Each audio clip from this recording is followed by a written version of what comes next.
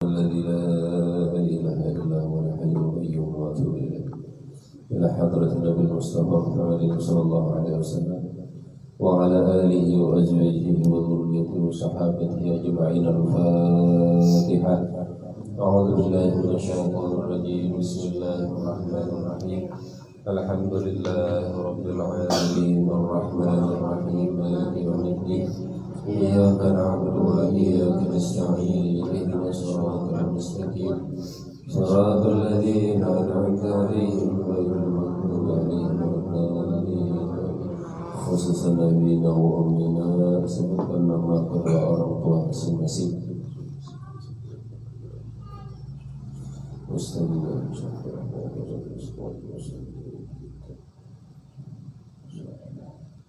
Khususan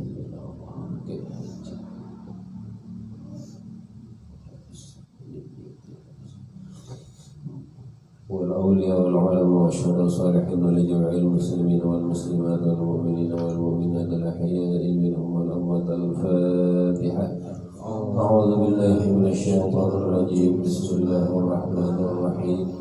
الحمد لله رب العالمين الرحمن الرحيم مالك يوم الدين إياك نعبد وإياك نستعين اهدنا الصراط المستقيم صراط الذين أنعمت عليهم غير المغضوب عليهم ولا الضالين آمين.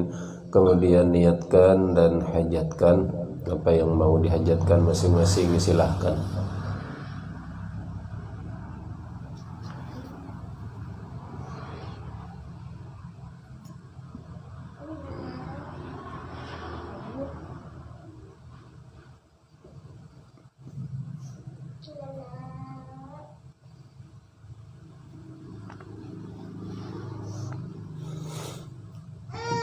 على هذه النية وعلى كل نية صالحة ببركة المناجاة. الفاتحة. أعوذ بالله من الشيطان الرجيم. بسم الله الرحمن الرحيم. الحمد لله رب العالمين الرحمن الرحيم مالك يوم الدين إياك نعبد وإياك نستعين اهدنا الصراط المستقيم صراط الذين أنعمت عليهم غير المغضوب عليهم ولا الضالين آمين. أعوذ بالله من الشيطان الرجيم. بسم الله الرحمن الرحيم. الحمد لله رب العالمين الرحمن الرحيم مالك يوم الدين إياك نعبد وإياك نستعين اهدنا الصراط المستقيم صراط الذين أنعمت عليهم غير المغضوب عليهم ولا الضالين آمين. بسم الله الرحمن الرحيم. ألف لام ميم ذلك الكتاب لا ريب فيه هدى للمتقين الذين يؤمنون بالغيب ويقيمون الصلاة ومما رزقناهم ينفقون والذين يؤمنون بما أنزل إليك وما أنزل من قبلك وبالآخرة هم يوقنون أولئك على هدى من ربهم وأولئك هم المفلحون. وإلهكم إله واحد لا إله إلا هو الرحمن الرحيم الله لا إله إلا هو الحي القيوم لا تأخذه سنة ولا نوم له ما في السماوات وما في الأرض من ذا الذي يشفع عنده إلا بإذنه يعلم ما بين أيديهم وما خلفهم ولا يحيطون بشيء من علمه إلا بما شاء وسع كرسيه السماوات والأرض ولا يؤوده حفظهما وهو العلي العظيم. آمن الرسول بما أنزل إليه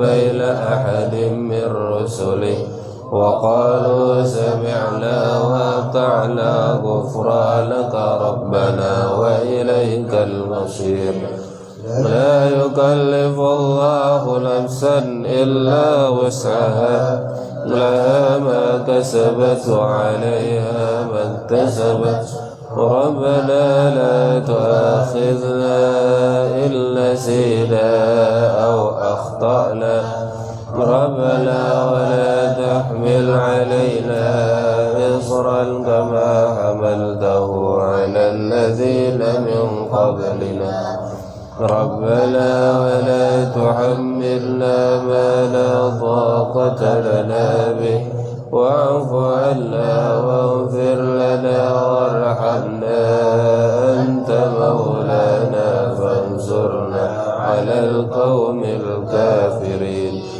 إن ربكم الله الذي خلق السماوات والأرض في 6 أيام ثم استوى على العرش يغشي الليل النهار يطلبه حثيثا والشمس والقمر والنجوم مسخرات بأمره ألا له الخلق والأمر تبارك الله رب العالمين ودعوا ربكم تضرعا وخفية إنه لا يحب المعتدين ولا تفسدوا في الأرض بعد إصلاحها ودعوه خوفا وطمعا إن رحمة الله قريب من المحسنين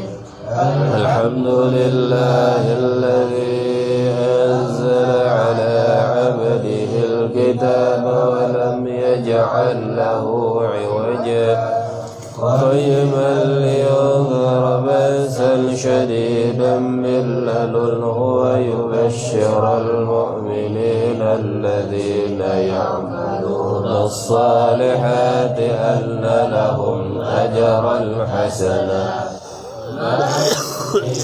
فيه أبدا وينذر الذين قالوا اتخذ الله ولدا ما لهم به من علم ولا لآبائهم كبرت كلمة تخرج من أفواههم إن يقولون إلا كذبا فلعلك باخع نفسك على آثارهم إن لم يؤمنوا بهذا الحديث أسفا إنا جعلنا ما على الأرض زينة لها لنبلوهم أيهم أحسن عملا وإنا لجاعلون ما عليها صعيدا جرزا أم حسبت أن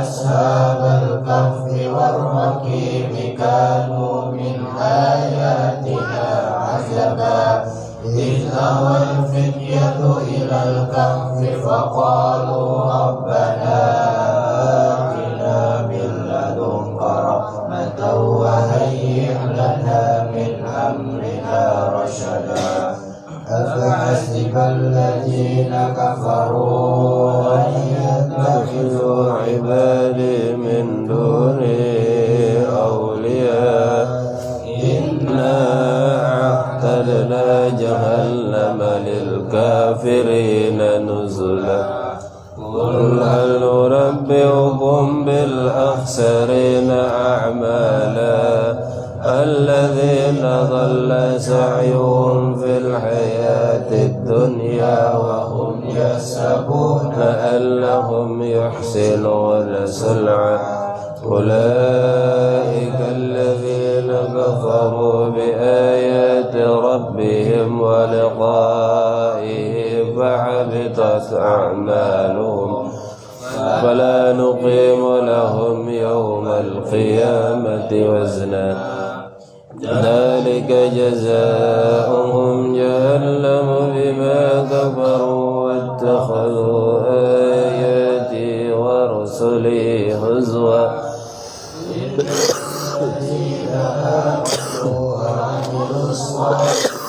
كانت لهم جنات الفردوس نزلا خالدين فيها لا يبغون عنها حولا قل لو كان البحر مدادا لكلمات ربي لنفد البحر قبل أن تنفد كلمات ربي ولو جئنا بمثله مددا قل إنما أنا بشر مثلكم يوحى إلي أنما إلهكم إله واحد فمن كان يرجو لقاء ربه فليعمل عملا صالحا ولا يشرك بعبادة ربه أحدا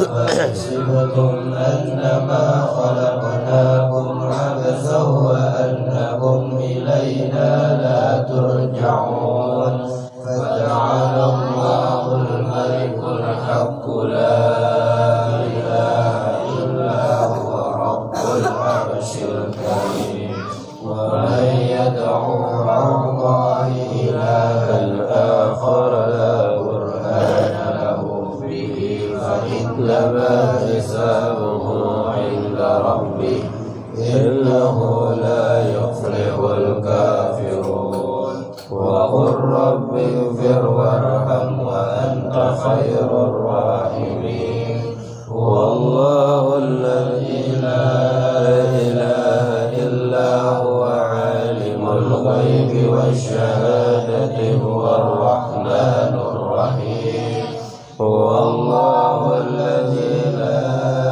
إله إلا هو الملك القدوس السلام المؤمن المهيمن العزيز الجبار المتكبر سبحان الله عما يشركون وهو الله الخالق البارئ المصور له الأسماء الحسنى يسبح له ما في السماوات والأرض وهو العزيز الحكيم بسم الله الرحمن الرحيم إذا زلزلت الأرض زلزالها وأخرجت الأرض أثقالها وقال الإنسان ما لها يومئذ تحدث أخبارها بأن ربك أوحى لها يومئذ يصدر الناس أشتاتا ليرى أعمالهم فمن يعمل مثقال ذرة خيرا يره ومن يعمل مثقال ذرة شرا يره بسم الله الرحمن الرحيم قل يا أيها الكافرون لا أعبد ما تعبدون ولا أنتم عابدون ما أعبد ولا أنا عابد ما عبدتم ولا أنتم عابدون ما أعبد لكم دينكم ولي دين بسم الله الرحمن الرحيم إذا جاء نصر الله والفتح ورأيت الناس يدخلون في دين الله أفواجا فسبح بحمد ربك واستغفر إنه كان توابا بسم الله الرحمن الرحيم قل هو الله أحد الله الصمد لم يلد ولم يولد ولم يكن له كفوا أحد بسم الله الرحمن الرحيم قل أعوذ برب الفلق من شر ما خلق ومن شر غاسق إذا وقب ومن شر النفاثات في العقد ومن شر حاسد إذا حسد بسم الله الرحمن الرحيم قل أعوذ برب الناس ملك الناس إله الناس من شر الوسواس الخناس الذي يوسوس في صدور الناس من الجنة والناس صدق الله العظيم. Amin. Bismillahirrahmanirrahim. Alhamdulillah rabbil alamin. Allahumma salli ala sayyidina Muhammad wa ala ali sayyidina Muhammad kama sallaita ala sayyidina Ibrahim wa ala ali sayyidina Ibrahim wa barik ala sayyidina Muhammad wa ala ali sayyidina Muhammad kama barakta ala sayyidina Ibrahim wa ala ali sayyidina Ibrahim bil alamin innaka Hamidum Majid. Bismillahirrahmanirrahim. Alhamdulillah rabbil alamin. Arrahmanir rahim. Maliki yaumiddin. Iyyaka na'budu wa iyyaka nasta'in. اهدنا الصراط المستقيم صراط الذين أنعمت عليهم غير المغضوب عليهم ولا الضالين آمين. رب اجعل هذا بلدا آمنا وارزق أهله من الثمرات من آمن منهم بالله واليوم الآخر. ربنا تقبل منا إنك أنت السميع العليم. ربنا واجعلنا مسلمين لك ومن ذريتنا أمة مسلمة لك وأرنا مناسكنا وتب علينا إنك أنت التواب الرحيم. ربنا آتنا في الدنيا حسنة وفي الآخرة حسنة وقنا عذاب النار. ربنا افرج علينا صبرا وثبت أقدامنا وانصرنا على القوم الكافرين. سمعنا وطعنا غفرانك ربنا وإليك المصير. ربنا لا تؤاخذنا إن نسينا أو أخطأنا ربنا ولا تحمل علينا إصرا كما حملته على الذين من قبلنا. ربنا ولا تحملنا ما لا طاقة لنا به واعف عنا واغفر لنا وارحمنا أنت مولانا فانصرنا على القوم الكافرين. ربنا لا تزغ قلوبنا بعد إذ هديتنا وهب لنا من لدنك رحمة إنك أنت الوهاب. ربنا إنك جامع الناس ليوم لا ريب فيه إن الله لا يخلف الميعاد. ربنا إننا آمنا فاغفر لنا ذنوبنا وقنا عذاب النار. اللهم ملك الملك تؤتي الملك من تشاء وتنزع الملك ممن تشاء وتعز من تشاء وتذل من تشاء بيدك الخير إنك على كل شيء قدير.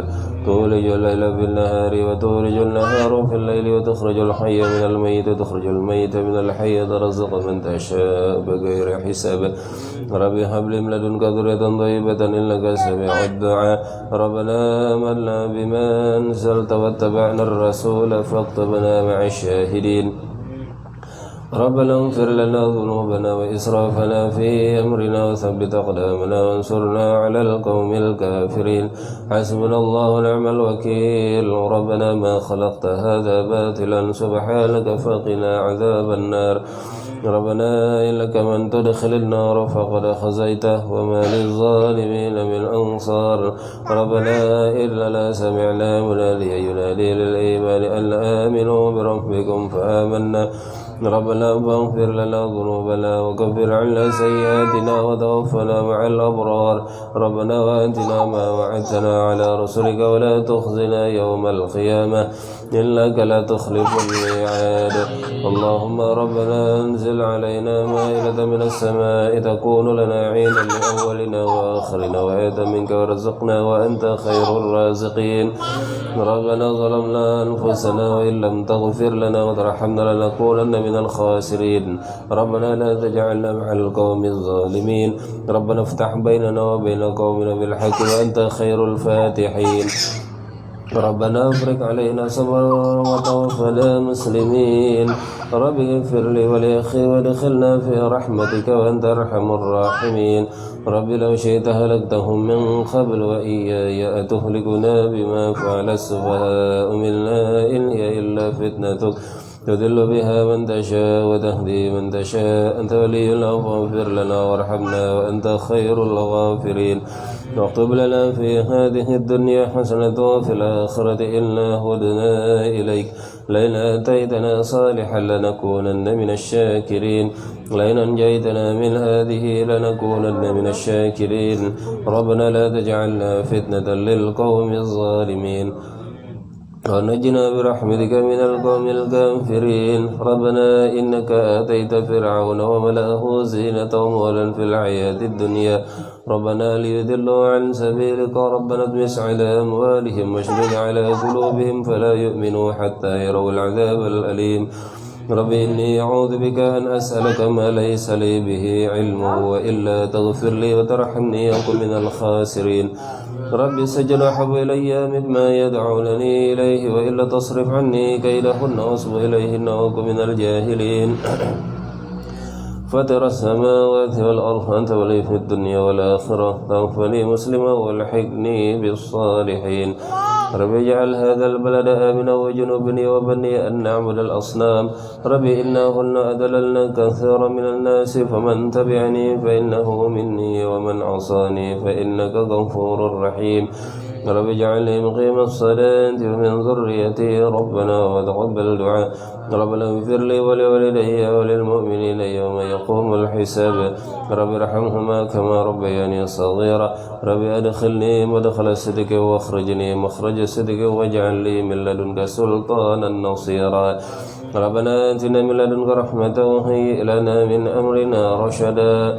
رب اشرح لي صدري ويسر لي أمري واحلل عقدة من لساني يفقه قولي. ربنا إننا نخاف يفرط علينا أو أن يطغى. رب زدني علما أني مسني الضر وأنت أرحم الراحمين. لا إله إلا أنت سبحانك إني كنت من الظالمين. رب لا تذرني فردا وأنت خير الوارثين. رب احكم بالحق وربنا الرحمن المستعان على ما تصفون. رب انصرني بما كذبون. رب أنزلني منزلا مباركا وأنت خير المنزلين. رب إما أدريني ما يوعدون. رب فلا تجعلني في القوم الظالمين. رب أعوذ بك من همزات الشياطين وأعوذ بك رب أن يحضرون. ربنا آمنا فاغفر لنا وارحمنا وأنت خير الراحمين. رب اغفر وارحم وأنت خير الراحمين. ربنا اصرف عنا عذاب جهنم إن عذابها كان غراما إنها ساءت مستقرا ومقاما. ربنا هب لنا من أزواجنا وذريتنا قرة أعين واجعلنا للمتقين إماما. رب هب لي حكما والحقني بالصالحين واجعل لي لسان صدق في الآخرين واجعل لي من ورثة جنة النعيم ولا تخزني يوم يبعثون يوم لا ينفع مال ولا بنون إلا من أتى الله بقلب سليم. رب إلا قومي كذبون فافتح بيني وبينهم فتحا ونجني ومن معي من المؤمنين. رب نجني وأهلي مما يعملون. رب أوزعني أن أشكر نعمتك التي أنعمت علي وعلى والدي وأن أعمل صالحا ترضاه وأدخلني برحمتك في عبادك الصالحين. رب إني ظلمت نفسي فاغفر لي ربي بما أنعمت علي فلن أكون ظهيرا للمجرمين. رب نجني من القوم الظالمين. رب إني لما أنزلت إلي من خير فقير. رب انصرني على القوم المفسدين. رب هب لي من الصالحين.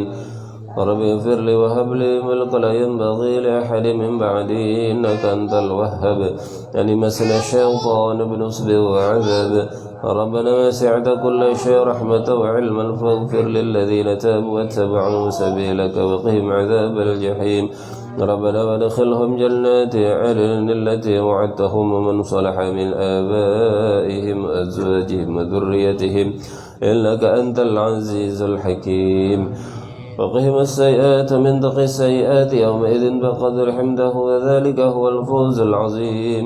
رب أوزعني أن أشكر نعمتك التي أنعمت علي وعلى والدي وأن أعمل صالحا ترضاه وأصلح لي في ذريتي إني تبت إليك وإني من المسلمين. أني مغلوب فانتصر. ربنا اغفر لنا ولإخواننا الذين سبقونا بالإيمان ولا تجعل في قلوبنا غلا للذين آمنوا ربنا إنك رؤوف رحيم. ربنا عليك توكلنا وإليك أنبنا وإليك المصير. ربنا لا تجعلنا فتنة للذين كفروا واغفر لنا ربنا إنك أنت العزيز الحكيم. ربنا أتمم لنا نورنا واغفر لنا إنك على كل شيء قدير. رب ابن لي إنك بيتا في الجنة ونجني من فرعون وعمله ونجني من القوم الظالمين.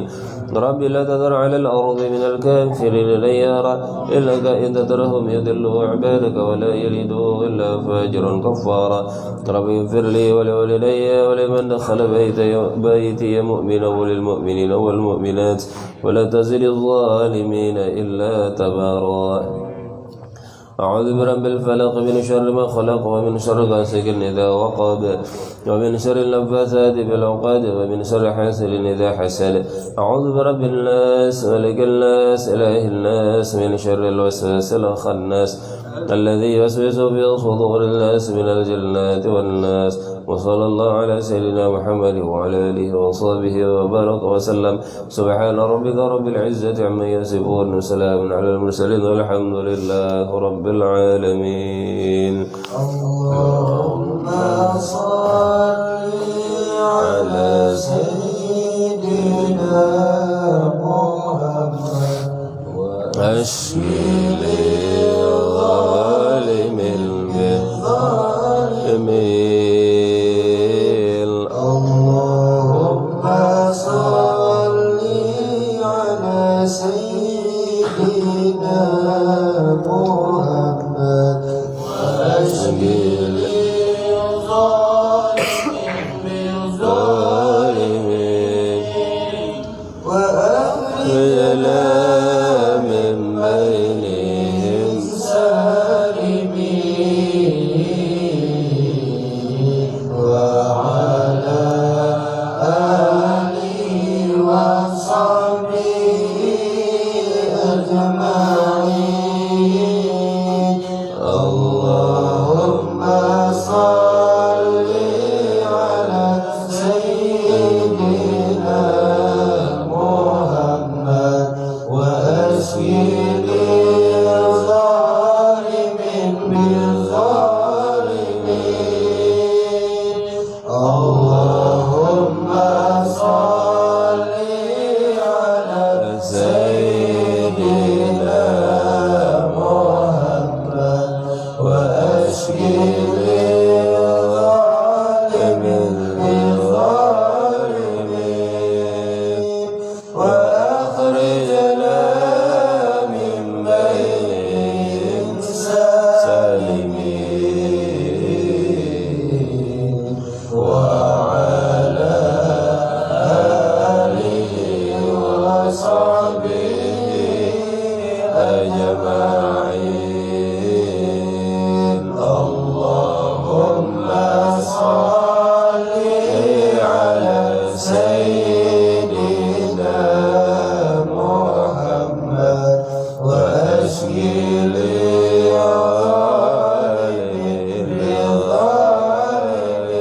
للظالمين اللهم صل على سيدنا محمد وأشفي للظالمين بالظالمين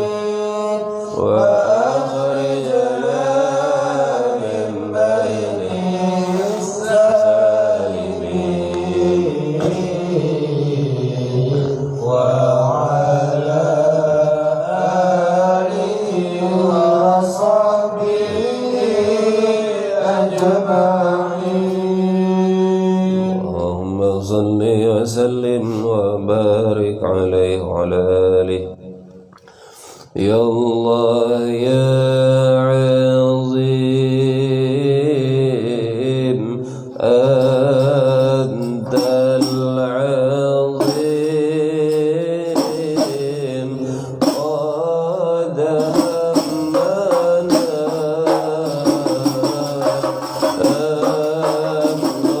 عظيم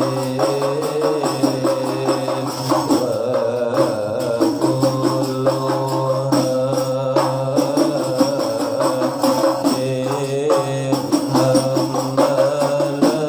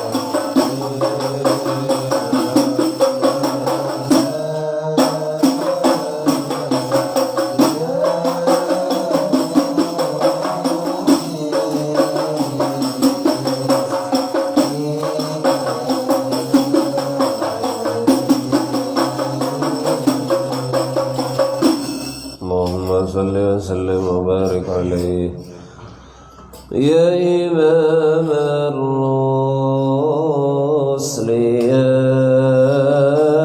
سندي أنت بعد الله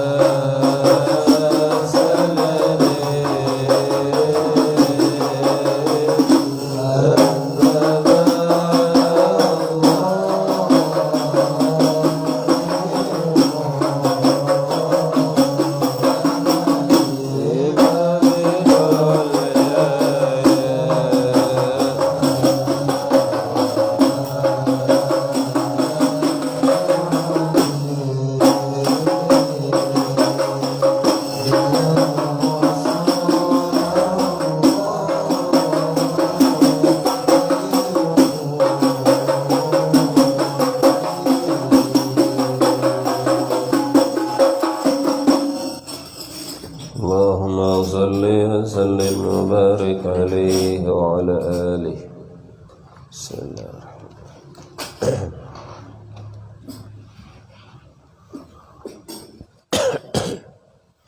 Assalamualaikum warahmatullahi wabarakatuh.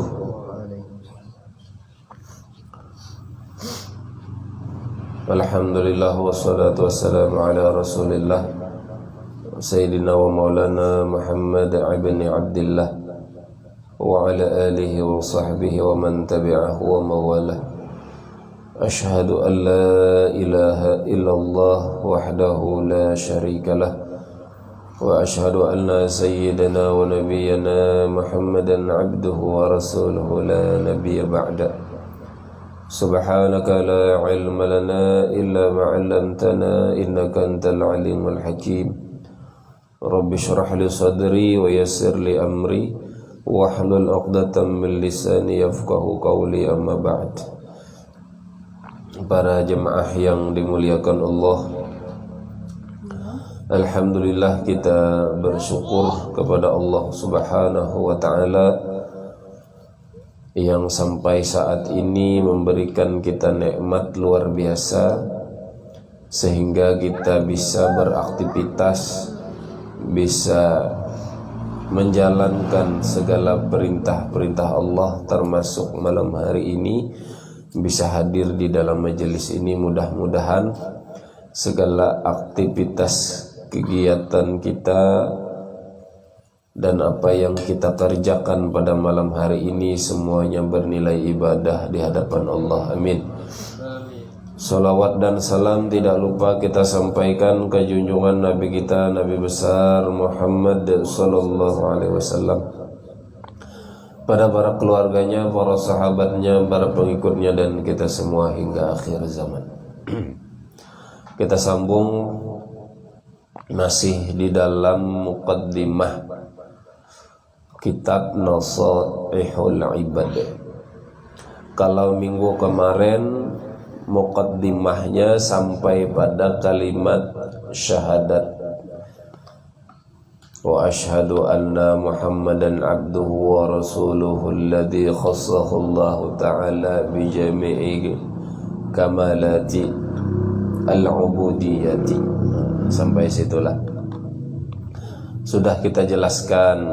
Alhamdulillah, la ilaha illallah, syahadat, sudah kita jelaskan. Nah, kita sambung muqaddimahnya. Wa sallallahu ala sayyidina Muhammad alladhi mala Allahu ta'ala qalbahu sallallahu alaihi wasallam min jalalihil a'la jalla wa ala. Wa sallallahu, dan semoga Allah memberikan rahmat. Salat itu solawat, solawat itu banyak artinya, bisa rahmat, bisa kebaikan, bisa berkah, bisa pahala, rahmat. Jadi kalau disebut wasallallahu dan berarti artinya semoga Allah mencurahkan rahmat, memberikan keberkahan, memberikan kebaikan. Itu artinya. Jadi sama dengan kita membaca Allahumma sholli ala Sayyidina Muhammad. Ya Allah, curahkanlah rahmat, curahkanlah kebaikan, curahkanlah keberkahan kepada Nabi Muhammad. Itu salawat. Wa sallallahu ala Sayyidina Muhammad. Kata Syekh Nawawi, semoga Allah mencurahkan rahmat, kebaikan, keberkahan atas penghulu atau pemimpin kita, yaitu Nabi Muhammad sallallahu alaihi wasallam. Alladzi mala Allahu ta'ala qalbahu sallallahu alaihi wasallam, yang Allah memenuhi hati Nabi sallallahu alaihi wasallam min jalalihil a'la jalla wa ala, yaitu dengan keagungannya, kebesarannya dan keluhurannya. Jadi hati Nabi itu, kata Syekh Nawawi, itu dipenuhi dengan keagungan, kebesaran Allah Subhanahu wa ta'ala. Karena hati Nabi itu dipenuhi dengan segala keagungan, kebesaran Allah, dengan segala sifat-sifat Allah, dipenuhi hati Nabi, maka yang keluar, sifat Nabi yang keluar pun itu adalah cerminan daripada sifat-sifat Allah. Allah itu Maha Pengasih, Maha Penyayang. Diberikan oleh Allah kasih sayangnya, ditanamkan ke dalam hati Nabi, maka yang keluar di dalam diri Nabi pun kasih sayang. Walaupun Nabi dihina, dicaci, disakiti, tapi karena hatinya sudah dipenuhi dengan sifat-sifat Allah, kemahabesaran Allah, maka yang keluar adalah sifat-sifat Allah. Dan sifat utama Allah itu yaitu kasih sayang. Lebih besar kasih sayang Allah dibandingkan siksanya. Lebih banyak kasih sayang Allah, maka lebih banyak kasih sayang juga Nabi kepada umat-umatnya, karena dipenuhi hatinya, dipenuhi kasih sayang sifat-sifat Allah.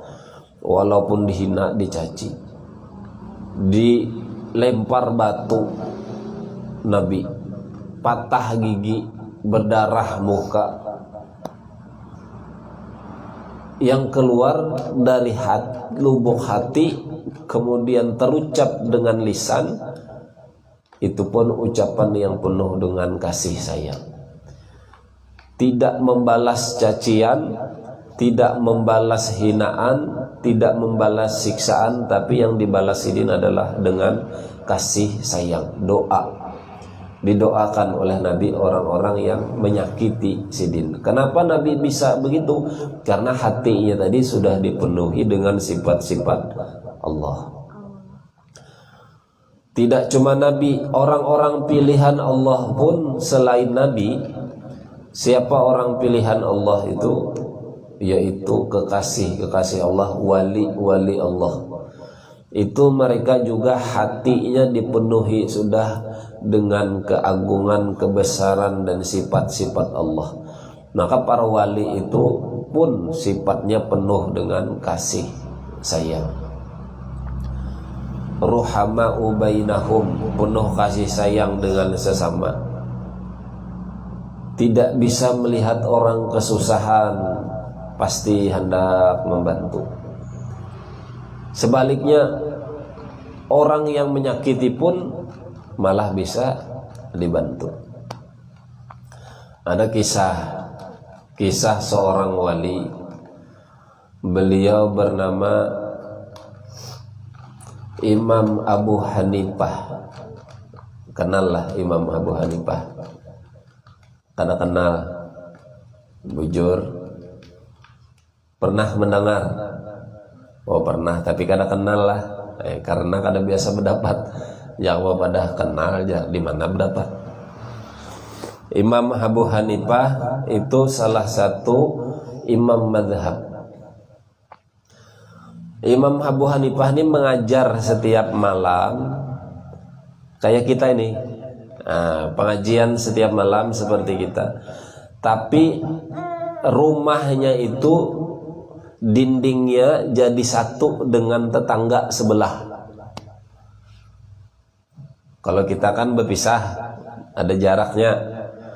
Rumah beliau itu dindingnya jadi satu dengan tetangga di sebelah rumah. Sehingga apa yang dibicarakan, apa yang diucapkan, kalau keras ucapannya terdengar suara di sebelah. Sebaliknya, Nah, setiap malam mengajar murid-muridnya seperti ini. Itu pun di sebelah rumahnya setiap malam main gitar, main musik. Genjreng.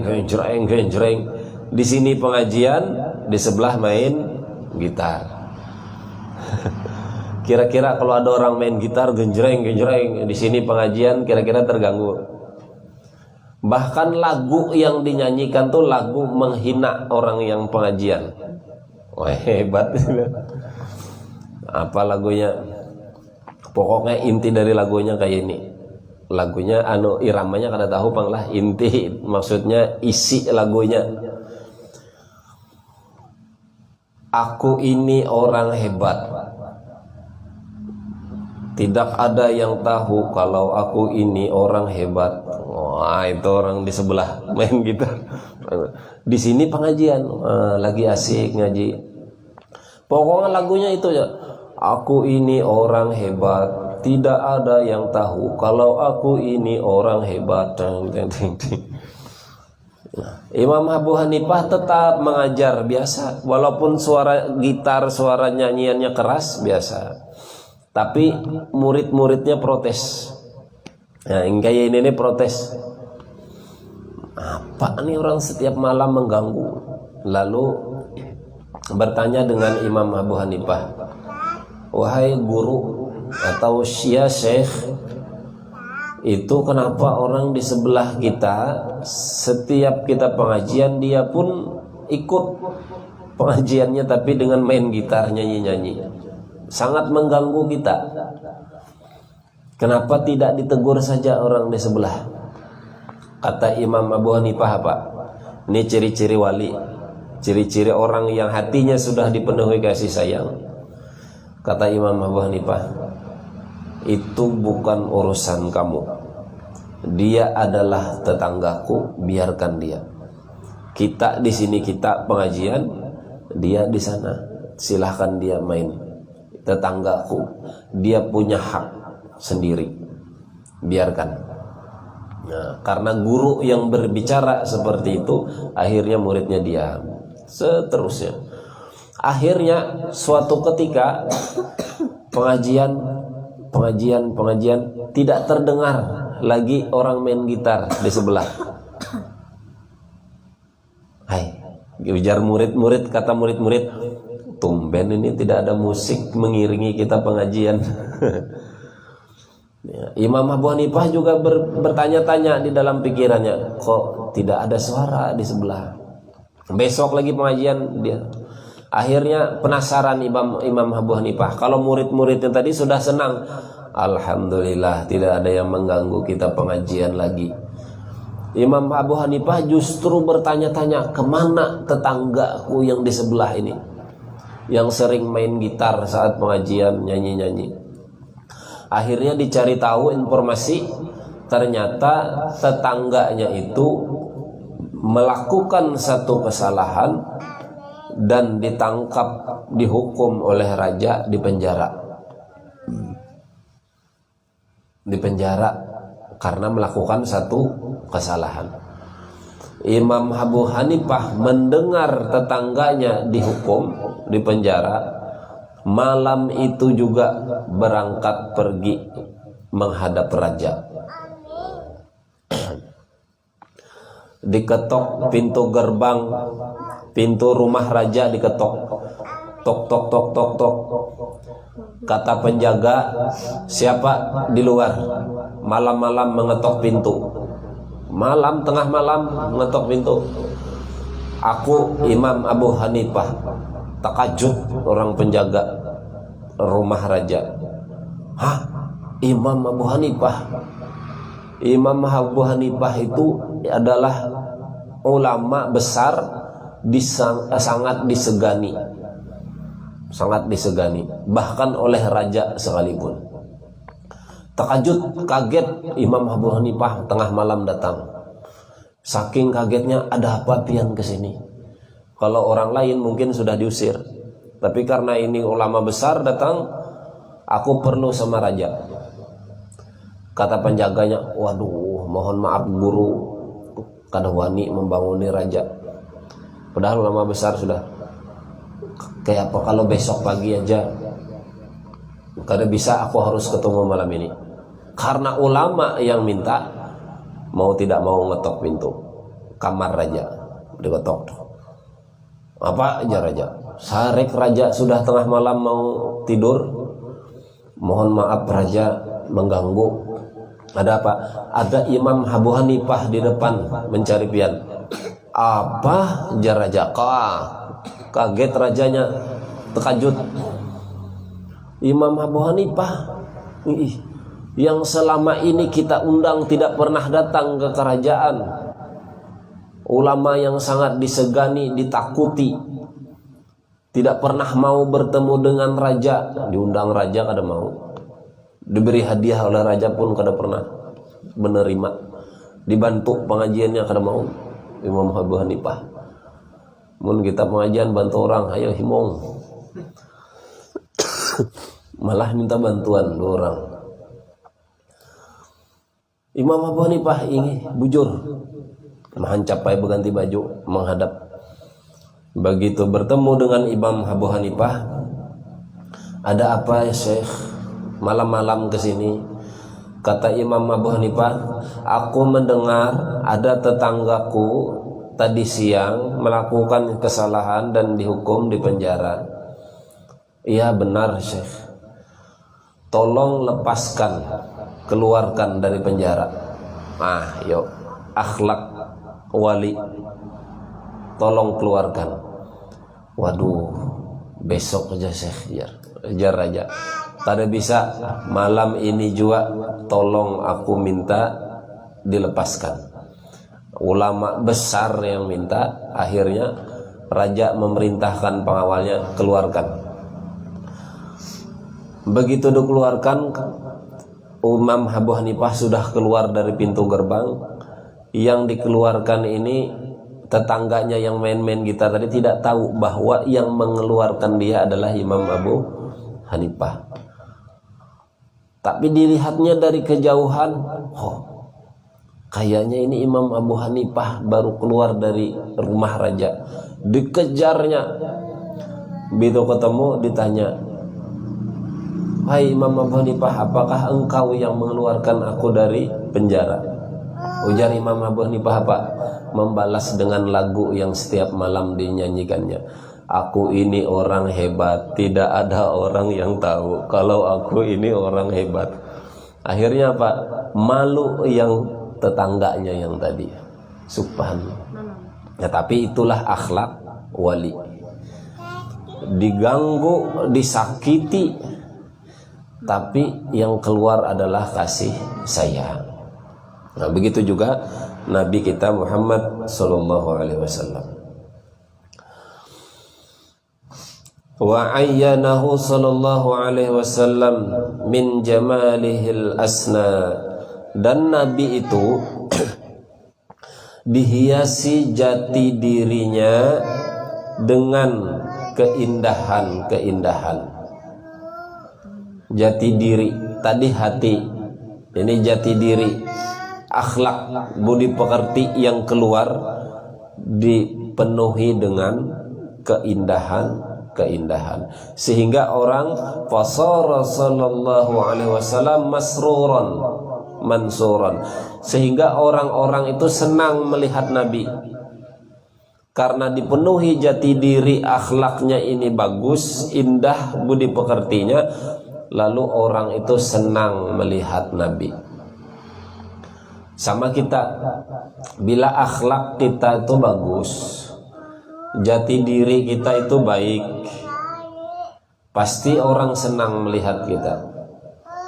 Tapi bila sudah budi pekerti tidak baik, adab kada bagus, orang tua duduk di bawah, nya duduk di atas. Kira-kira tuh sudah baguskah kada kira-kira? Walaupun ini biasa dianggapnya, tapi secara adab orang lain yang melihat itu tidak bagus. Tapi kalau budi pekerti bagus, ada orang tua di bawah, duduk juga ke bawah, dilihat bagus. Ada tamu datang opian disuruh perlu minum apa, teh, kopi, air putih. Umpamanya ada orang tua, ada tamu, kita sebagai anak ikut melayani, bagus, budi pekerti, senang orang tua dengan anak. Bertemu dengan guru di jalan, bertemu dengan orang tua di jalan, bertemu dengan kawan, siapapun, ada adab masing-masing, ada akhlak. Bagus. Jadi dengan akhlak tadi lalu senang orang melihat. Nah, Nabi itu dipenuhi jati diri akhlak beliau oleh Allah dengan keindahan, sehingga orang pun senang melihat, senang memandangnya. Mulai dari fisik tubuhnya bagus, penuh dengan cahaya, tubuh Nabi dipandang bercahaya. Jadi senang orang tuh melihat. Nah, orang yang senang ini pun adalah orang yang beriman kepada Nabi. Akhirnya senang.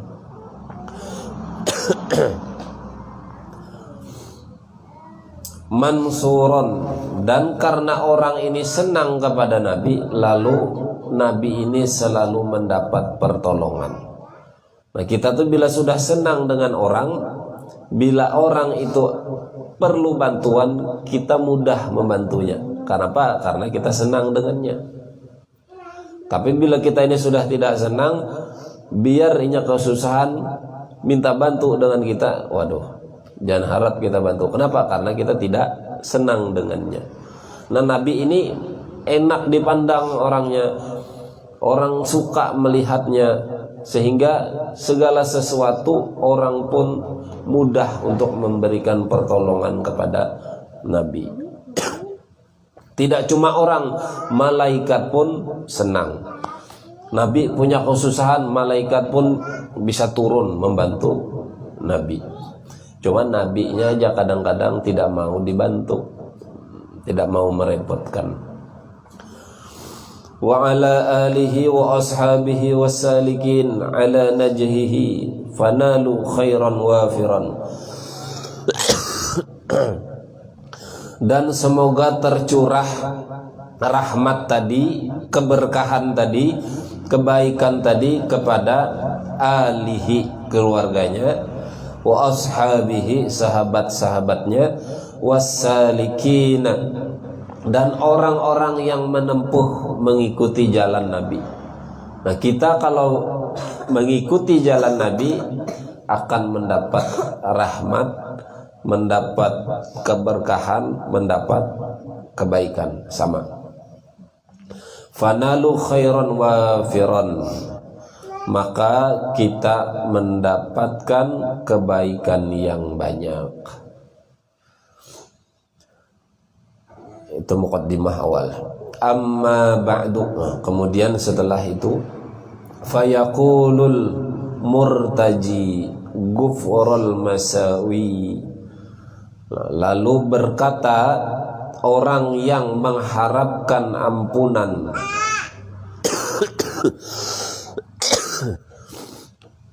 siapa dia? Muhammad Nawawi bin Umar Al-Jawi. Nah, lalu berkatalah Syekh Nawawi, nama Zidin adalah Muhammad, nama aslinya. Nama abah Umar. Jadi Muhammad Nawawi, nama Sidin ya, sudah kita sebutkan minggu kemarin. Nama aslinya bin Umar Al-Jawi. Nah, kenapa disebut Al-Jawi? Karena dari Pulau Jawa. Dahulu Pulau Jawa sebutannya. Sekarang Jakarta tuh kada mau lagi disebut Pulau Jawa. Banten itu. Pulau Jawa tuh Jawa Timur, Jawa Tengah, Jawa Barat. Orang Jawa Barat pun tidak mau disebut orang Jawa, orang Sunda sebutannya sekarang ya. Tapi kalau dahulu masih satu disebutnya Al-Jawi, dari Jawa. Hada syarhun, ini adalah kitab syarah, ini penjelas Kitab ini adalah kitab syarah penjelas. Wada'tuhu 'alal kitab mustamil. Aku meletakkan pada kitab ini, kata Syekh Nawawi, 'alal mawa'iz, yaitu nasihat-nasihat. Nah, di dalam kitab ini diletakkan oleh Imam Nawawi nasihat-nasihat. Lil 'allamatil al-hafiz Asy-Syaikh Syihabuddin Ahmad bin Ali bin Muhammad bin Ahmad Asy-Syafi'i. Nah, beliau meletakkan nasihat-nasihat di dalam kitab ini, yaitu nasihat yang disebutkan oleh Imam Al-Hafiz Syekh Syihabuddin Ahmad bin Ali bin Muhammad bin Ahmad Asy-Syafi'i, yang masyhur asy-syahiri, yang terkenal dengan sebutan Ibnu Hajar Al-Asqalani. Ibnu Hajar Al-Asqalani. Pernah tidak mendengar imam itu? Al-Hafiz Ibnu Hajar Al-Asqalani. Pernah mendengar? Itu nama julukan, Hajar Al-Asqalani, Ibnu Hajar Al-Asqalani. Itu julukan Sidin. Nama asli Sidin Ahmad bin Ali bin Muhammad bin Ahmad. Itu nama aslinya. Bin Hajar nama. Jadi Ibnu Hajar Al-Asqalani itu adalah gelar. Hajar itu apa? Kakek, datuk lah. Hajar itu datuk. Jadi kalau Ibnu Hajar, anak Hajar, anak keturunan dari kakeknya Hajar. Al-Asqalani itu adalah asal daerahnya Asqelan. Asqelan itu daerah Palestina. Asqelan, maka disebut Asqelani. Kalau daerah Sampit, As-Sampiti. Nah, itu Al-Madani As-Sampiti. Nah, kan itu bagus.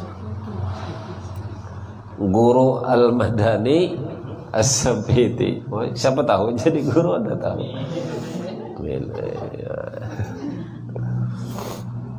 Nah, jadi Syekh Nawawi meletakkan nasihat-nasihat di dalam kitab ini, lalu dijelaskan sidin nasihatnya, disyarah, dijelaskan nasihatnya itu bersumber dari nasihat-nasihat Imam Ahmad bin Ali bin Muhammad bin Ahmad bin Hajar, yang kita kenal dengan Ibnu Hajar Al-Asqalani.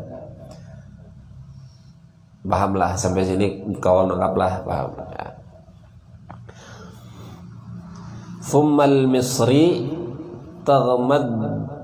taghammadahu Allah Ta'ala birahmatihi, amin. Nah, Imam Ibnu Hajar Al-Asqalani ini, beliau bermadhab Imam Syafi'i. Bermadhab Imam Syafi'i. Bergelar Al-Hafiz. Biasanya kalau orang-orang menyebut beliau itu Al-Hafiz Ibnu Hajar Al-Asqalani. Kenapa disebut Al-Hafiz? Itu julukan untuk orang yang ahli hadis. Jadi julukan-julukan itu macam-macam. Ada mujtahid, itu orang yang bisa berijtihad.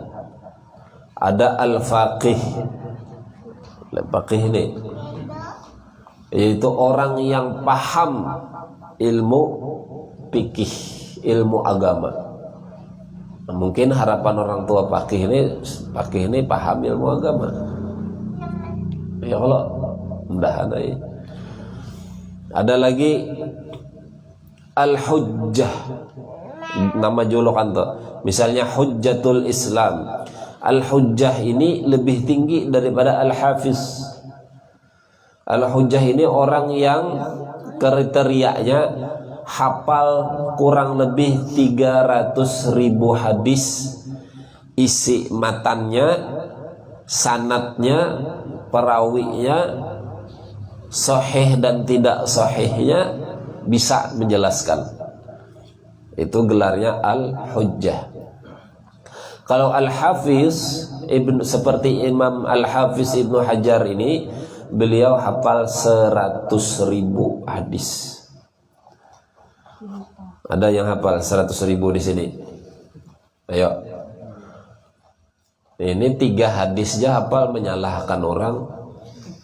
Ada kalau modal hadis yang dihafal kullu bid'atin dolalah, menyalahkan orang semua bid'ah. Nah, Imam Al-Hafiz Ibnu Hajar hafal, karena gelar Sidin Al-Hafiz, hafal 100.000 hadis, isinya hafal, perawinya hafal, sanadnya hafal, jalur riwayatnya hafal, bisa menjelaskan ini sahih, ini tidak sahih. Itu Sidin.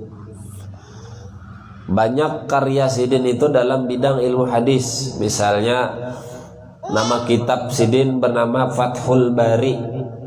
Fathul Bari itu adalah syarah penjelasan Sahih Bukhari.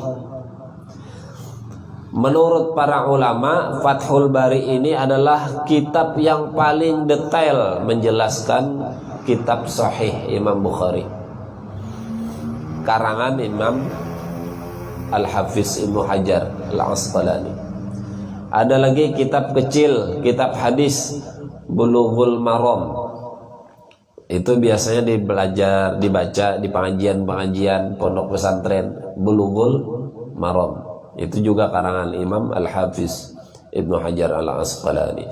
Nah, kitab Nasaihul Ibad ini adalah nasihat-nasihatnya bersumber dari Imam Ibnu Hajar Al-Asqalani.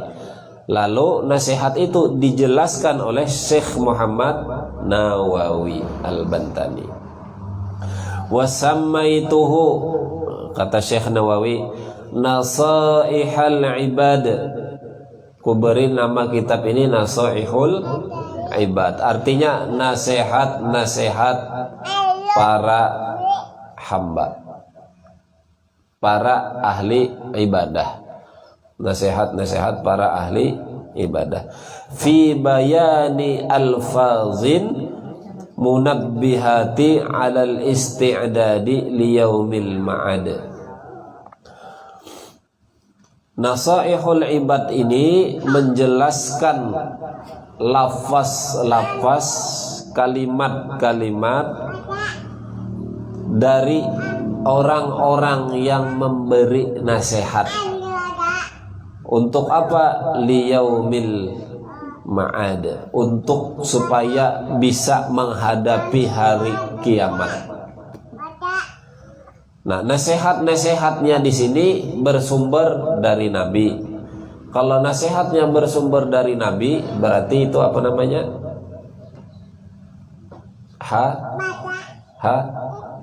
Hadis. Semua yang perkataan Nabi itu apa namanya? Hadis. Kalau nasihatnya bersumber dari Nabi, berarti hadis-hadis disebutkan di sini. Kemudian nasihatnya juga bersumber dari sahabat Nabi, bersumber dari para ulama-ulama. Itu diletakkan di sini nasihat-nasihatnya. Nanti dibagi nasihatnya itu, ada yang nasihatnya 2, ada yang 3, ada yang 4, ada yang 5, dan seterusnya. Nanti kalau mengikuti terus, insyaallah paham. Nah, jadi itu dulu malam hari ini. Mudah-mudahan ada manfaatnya. Insyaallah kita sambung minggu depan. Mudah-mudahan sehat, panjang umur, istiqomah beribadah kepada Allah, istiqomah menuntut ilmu agama Allah, berkah ibadah yang kita kerjakan, berkah ilmu agama yang kita dapatkan. Allah wafatkan kita dalam keadaan husnul khatimah, dan Allah masukkan kita semua ke dalam surganya bighairi hisab. Amin ya rabbal alamin.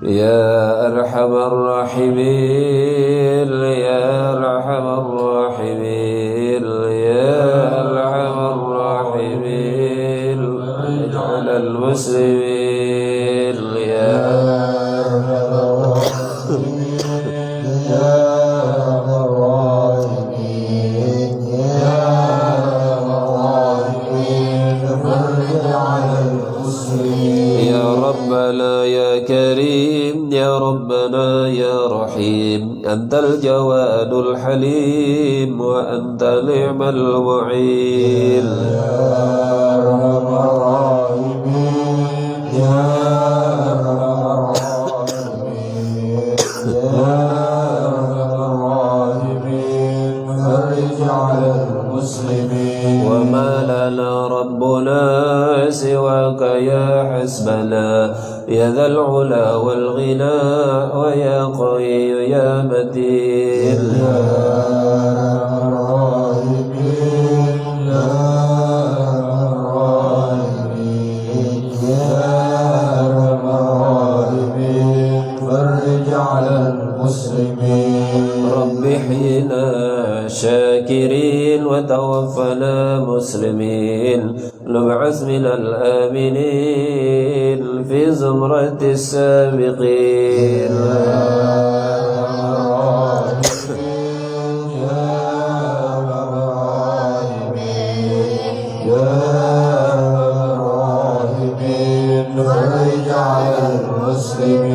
واغفر لكل ذنوب واستر لكل العيوب واكشف لكل الكروب واكفي أذى المؤمنين.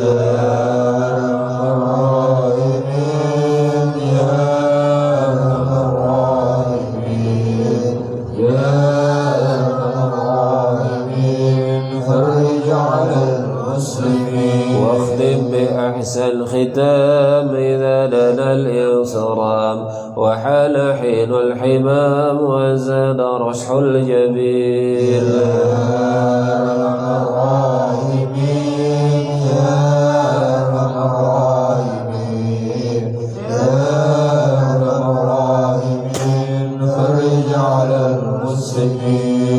ثم الصلاة والسلام على شفيع الأنام والآل نعم الكرام والصحب والتابعين.